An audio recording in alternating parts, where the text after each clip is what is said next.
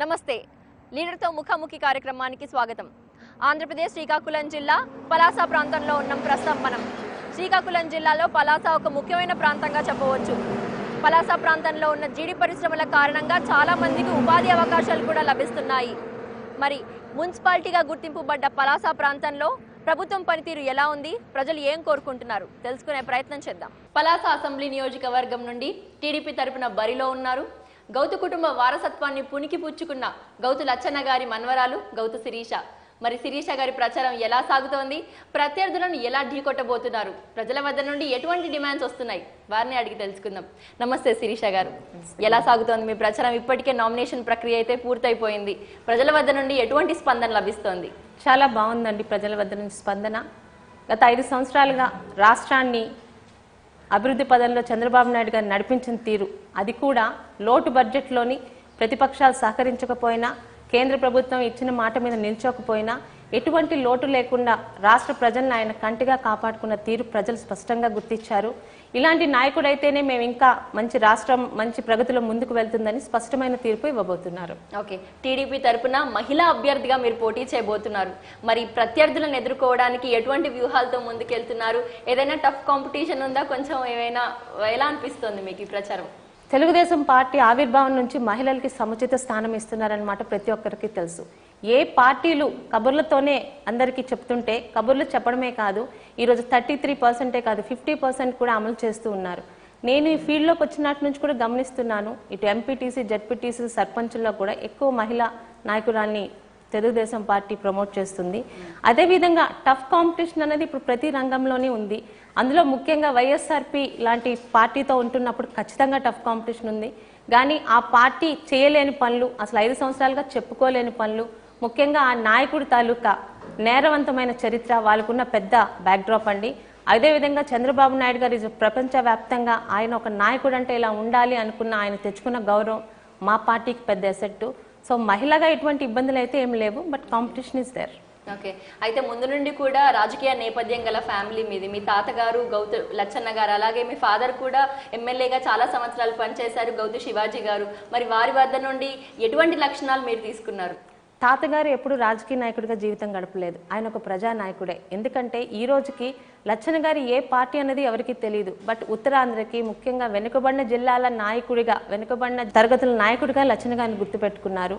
ఉమ్మడి ఆంధ్రప్రదేశ్ ఈ రోజు కూడా తెలంగాణ, ఆంధ్రలోని స్వచ్ఛందంగా ఆయన జయంతి వర్ధంతులను జరుపుకోవడం, ఆయన తాలూకా విగ్రహాలని పెట్టడం అన్నది ఆయన ఎంతగా ప్రజల్లో మమేకమయ్యారో తెలుసు.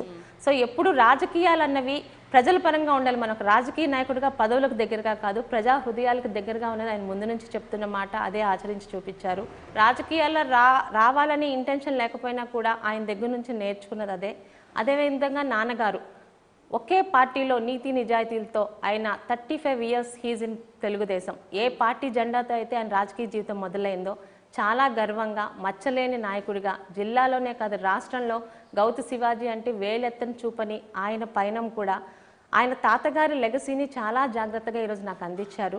వాళ్ళిద్దరికి కూడా ఎటువంటి మచ్చ రానియకుండా వాళ్ళిద్దరి దారిలోనే వెళ్ళాలని నేను కూడా నిర్ణయించుకున్నాను. అంటే చిన్నప్పటి నుంచే చూస్తూనే పెరుగుతున్నారు కాబట్టి, అంటే ఎప్పుడు అనిపించింది రాజకీయాల్లోకి రావాలి, ప్రజాసేవ చేయాలి అని ఏ టైంలో అనిపించింది మీకు?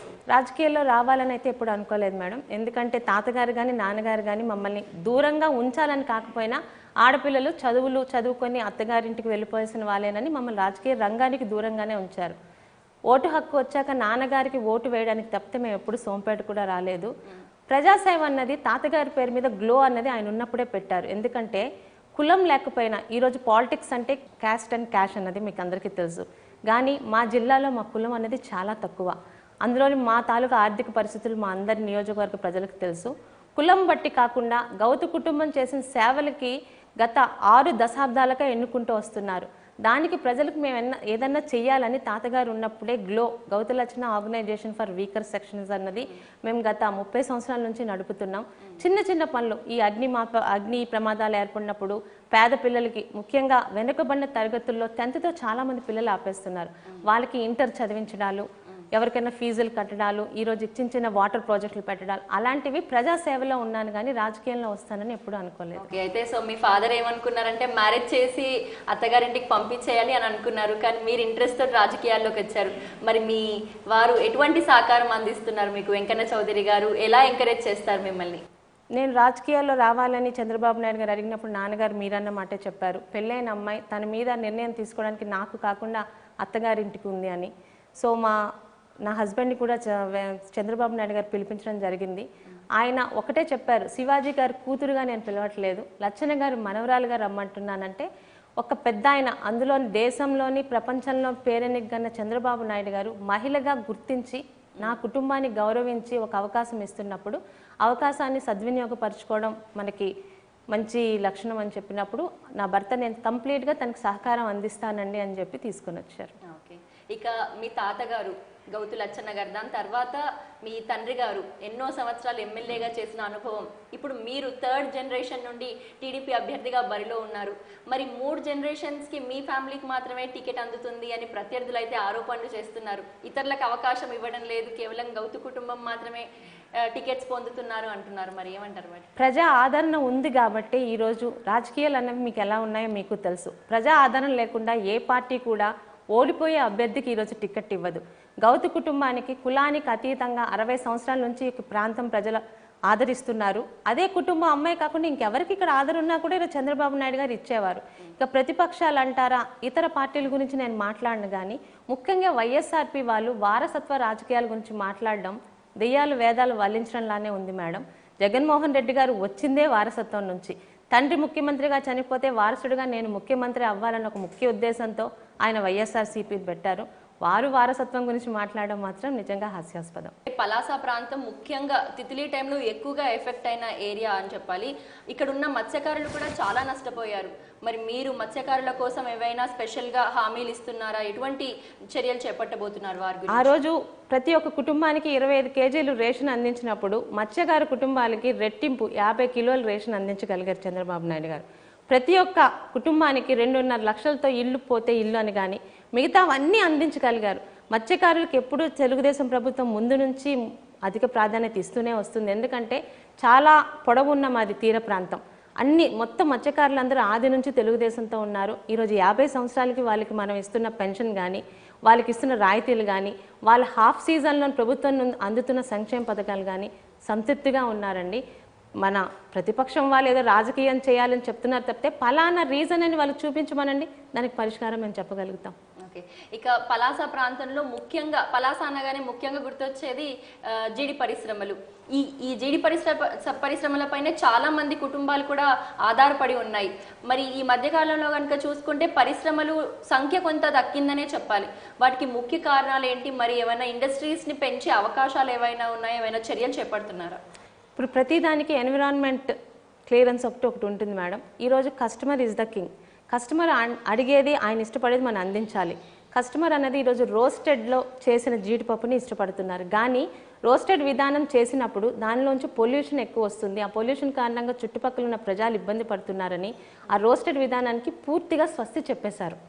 దానివల్ల కంపెనీలు పెట్టిన అంతటి లాభాలు ఉండవని కొంచెం తగ్గిన మాట వాస్తవమే, కానీ దాన్ని ఇటు కంపెనీలు కానీ అంటే ముఖ్యంగా వ్యాపారస్తులు అటు లేబరు వచ్చి కూర్చొని ప్రభుత్వానికి మనం కూడా వాళ్ళకి ఇది కారణం, కనీసం దూరంగా పెట్టినా అలాంటి విధానంలో కూడా మనకి పప్పు కావాలని చెప్పాలి. కానీ రాజకీయాలు అనేవి చేస్తున్న నాయకులు ఆ చర్చల దాకా తీసుకెళ్ళడానికి కూడా ఇష్టపడట్లేదు. ఇవి రాజకీయాలకు అతీతంగా అన్ని పార్టీల వాళ్ళు ఉన్నారు ఈరోజు ఆ వ్యాపారంలో. అవన్నీ పక్కన పెట్టి ఇక్కడ వ్యాపార రంగం అభివృద్ధి చెందాలంటే ప్రతి ఒక్క సహకారం కావాలి.